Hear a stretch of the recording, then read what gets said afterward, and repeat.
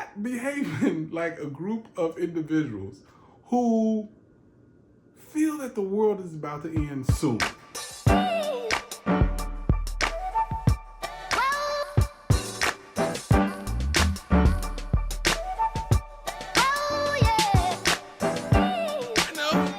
I'll play that again. Hey, what's poppin'? It's your boy Jay the Comedian. How y'all doing today? How am I doing? I feel terrific. Let's just get to it. The governing body have now added 2 more members to their ranking. For an organization that's trying to get their people to believe that the world is about to end, like soon, right? Like, oh, any day now. They're sure focused on an extended future. They're not behaving like a group of individuals who feel that the world is about to end soon. They're behaving like a company that's looking forward to its future interests. You know what I mean? Because I'm not seeing how constantly changing rules, adding new people, updating stuff, going backwards on some huge things like the baptism stuff, not the baptism stuff, the talking to this fellowship people, the sisters wearing pantsuits and brothers wearing beards and all that stuff. How is that helpful when you're in a situation to whereas you feel like the world's about to end? Like, oh, they added something the other day where they were like, hey, if you've gone, you've left the organization, if you can come back, that'd be great. We really need your money. I mean, we need, you to come back and save your life. Like, they're really not focused on getting people across the finish line as much as they're focused on maintaining their power and influence amongst people. What I've been hearing a lot, and I mean a lot, is them saying things like, you need to trust Jehovah's appointed servants. Yeah, the stuff they say, when you hear it, it may not make sense. It may not make any sense, but you need to heed it and listen to it. Like in one video, the guy was like, see, you need to be convinced that the world is about to end, that these things are about to take place, and that Jehovah will save you. You need to be convinced of that. And the reason he needs you to be convinced of that is because he can't take advantage of you if you're not. If you're sitting there and you're saying stuff like, well, if you got that wrong, how can I trust you on anything else? You got facial hair and pantsuits wrong. How can I trust you on life-altering decisions? Or where should I go? Like, could you trust them really? If the government is coming and they're like, using walkie-talkies and stealth fighters and all this other high-tech gadgets, you think your local elder is going to be like, okay, brothers, look, we're going to outsmart them. When they go up, we going to go down. Like, are you really trusting these dudes to be the people who direct you in the right direction? I don't think that an intelligent person would believe that. I don't think so. I'll stake my life that this brother over here is going to keep me safe. I don't think that's a realistic proposal. I don't think that you actually believe that. Because a realistic person, even if they don't admit to it, you kind of keep a catalog of certain things. Like, I have friends that do things. Like, one of my friends, one time, he was just driving around. Police pulled him over. Actually, this is the whole story. I was in my car, and the police came up to my car because we were filming something. And during the filming process, the police were like, yeah, what are these guys doing? So they came up to my car, and they were questioning me as far as what was going on. And I'm like, I'm just filming some stuff, me and my friends and stuff. And my other friend, drunk as ever, pulls up next to me while the police are there. And he has a cup of liquor in his hand. Brown liquor.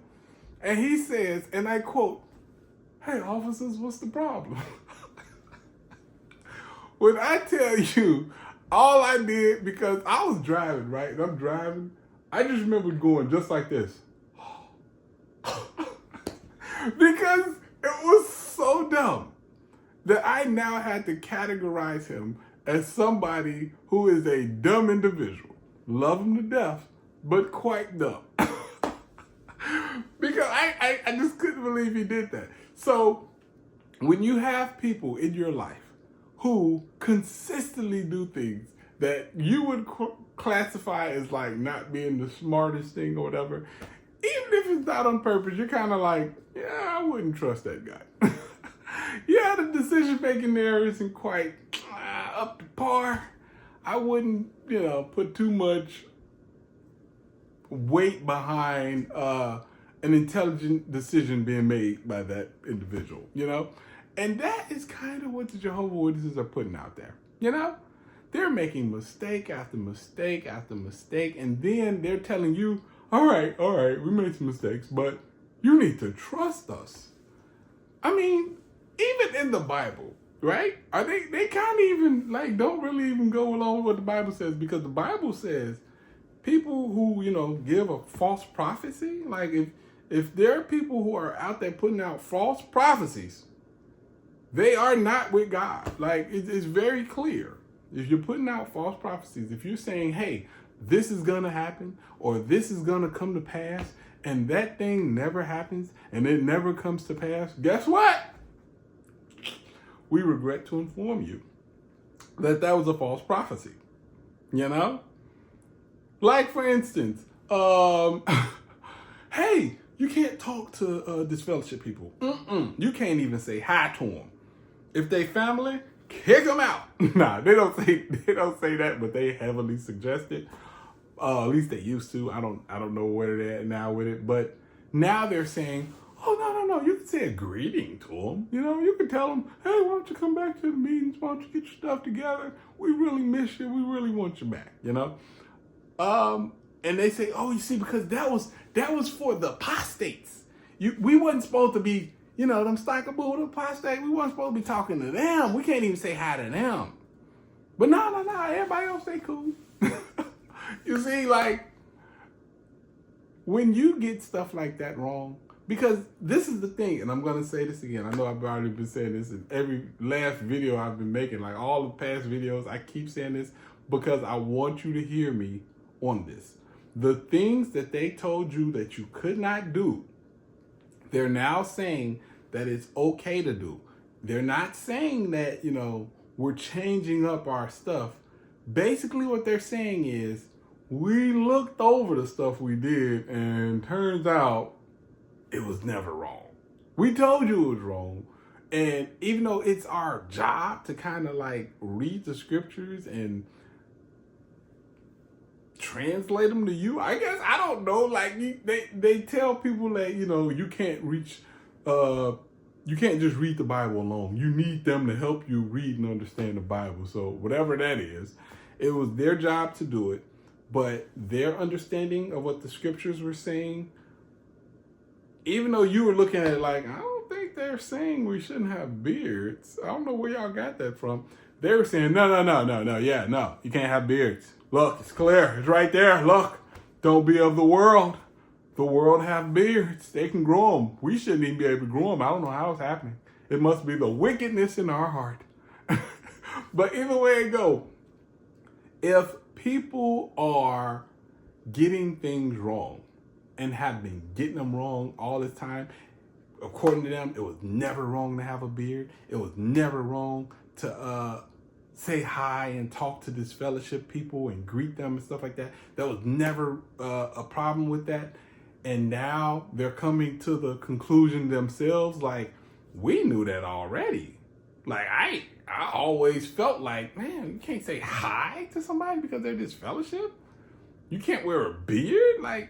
We've always felt like that. I've always felt like I was right about that. So then later on down the line to turn out to be right, they were, well, we looked it over. And turns out, you're gonna wear beards. I don't know what to tell you. Like, like we got that wrong. But yeah, go ahead. You can wear them. I'm gonna wear mine. I don't know. You ain't gotta wear yours, but I'm gonna wear mine or whatever. That entire thing shows you that they are not only not capable of disseminating the Bible to you or reading it and getting a better understanding than you could because they have the special governing body powers.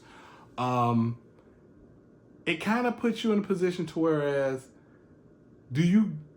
can you trust them? It's not even about, man, you gotta have faith and you gotta trust. They're turning your faith against you at that point. They're working against your faith. Whatever your faith is, like if you believe in God, that's cool. If you believe that God put out certain people for you to follow and they're in charge of disseminating the Bible and getting it to you and making sure that you understand it the correct way. If you believe that stuff, if you believe all that stuff, if those people are getting it wrong, if those people are consistently getting it wrong, and not only that, they're telling you, oh, the world is going to end soon, and then soon comes around and it doesn't end, and they just keep doing things to like prolong their life and their existence and their religion. Like at some point you got to say, okay, you got me. You had me believing it, but now I'm not going to waste any more time, and I'm going to try some of this freedom over here. Because clearly what they're offering and what they're providing to you is not freedom. It's not freedom. It never was freedom. It never will be freedom. And I think you want to be free. And not just free, but happy, And happiness comes from freedom. Now, freedom comes in several different ways. And I'm finding that out now. Even as a person that's been free from the Jehovah Witness religious cult, I'm still not free mentally, There's certain things that I have to fight all the time. There's certain things that I've learned via that religion that I have to first recognize, which is crazy, and then implement. You know what I mean? Because you're never taught how to do that. You kind of got to learn that on your own. Maybe through therapy you can learn certain things, but you got to catch certain things. Like whenever there's something new that you have to do, like if you're not happy with your current state of life and you want to try something new, or you need to do something new to get you from where you are and put you on a trajectory to where you want to be. First off, the moment you try to make that decision, your brain is going to say, you try that, you're going to fail. And not only are you going to fail, you're going to fail spectacularly. It's going to hurt. It's going to be difficult. And your life is going to go from here to worse. And it's going to get badder and badder. And everything you built up on, you just wasted that time. And it messes up. And you're not going to be happy and blah, blah, blah, blah. That's your brain attempting to keep you from trying out a new water hole. Yeah. Jesus. You see, your brain is kind of still living back in the time when we were running from tigers and lions and stuff like that. Because when you try something new back then, you're like, oh, this water is cool over here, but that water hole is in the shade. Guess who else liked the shade? The freaking crocodiles that's in the water over there. But there's no crocodiles over here because it's too hot. So I'm making all this stuff up, by the way, if you can't tell. But yeah, anyway, just go along with it. So there's crocodile-less water over here, and there's potential crocodile water over there, but in a cooler spot. The only thing that your brain is concerned with is keeping you safe and healthy and alive.